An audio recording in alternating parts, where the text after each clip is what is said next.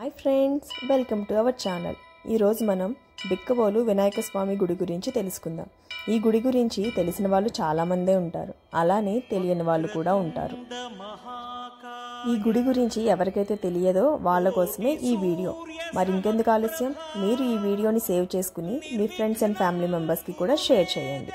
నేను ఈ గుడికి వెళ్ళడం ఇదే మొట్టమొదటిసారి. ఈ గుడిలోకి ప్రవేశించగానే తెలియని దివ్యానుభూతి కలిగింది. ఇక్కడ కొలువున్న వినాయకుడికి ఎంతో ప్రాముఖ్యత ఉంది. పురాతనమైన ఈ ఆలయంలోని వినాయకుడిని పూజిస్తే సకల పాపములు పోయి శుభం కలుగుతుందని ఇక్కడ చెబుతూ ఉంటారు. ఆలయాన్ని చాళుక్యుల వారు నిర్మించినట్లు అక్కడ ఆధారాలు కూడా ఉన్నాయి. ఆ ఆధారాలు ఏంటంటే, అక్కడ స్తంభాలపై చాళుక్యుల కాలం నాటి శాసనాలు లిఖించి ఉన్నాయి. అప్పట్లో ఈ దేవాలయం భూమిలోనే ఉండేదంట. కానీ ఒకరోజు వినాయకుడు ఒక భక్తుడికి కలలో కనిపించి తన ఉనికిని చాటినట్టు అక్కడ కథలు కథలుగా చెప్పుకుంటారు. ఆ తర్వాత ఆ భక్తుడు గ్రామస్తులకి ఈ విషయం చెప్పి ఆలయాన్ని బయటకు తీయడానికి సహాయం చేశారని కూడా చెబుతూ ఉంటారు.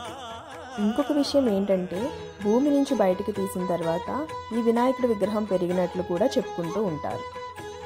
ఈ ఆలయానికి వివిధ ప్రాంతాల నుంచి వచ్చిన భక్తులు తమ మనసులోని కోరికలను వినాయకుడి చెవిలో చెప్పి ఒక ముడుపు కడితే తమ కోరికలు తప్పకుండా నెరవేరుతాయని నమ్ముతారు. అలానే ఇక్కడ నందీశ్వరుడిని, భూలింగేశ్వరుడిని కూడా దర్శించుకుంటే సకల పాపములు తొలగుతాయని భక్తులు నమ్ముతూ ఉంటారు. ఇక్కడ రాజరాజేశ్వరి దేవి ఆలయం కూడా ఉంది.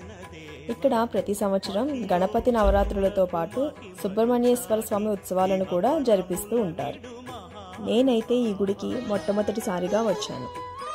మీరు కూడా ఆ స్వామివారిని దర్శించుకుని మీ మనసులోని కోరికలు ఆ స్వామికి చెప్పుకొని ఆ స్వామి ఆశీర్వాదం తీసుకోవాలని కోరుకుంటున్నాను. ఆ స్వామివారిని మీరు కూడా దర్శించుకున్నాక మీకు కలిగిన అనుభూతిని నాకు కామెంట్స్లో షేర్ చేయండి. మరిన్ని వీడియోస్ కోసం మన ఛానల్ని సబ్స్క్రైబ్ చేయండి.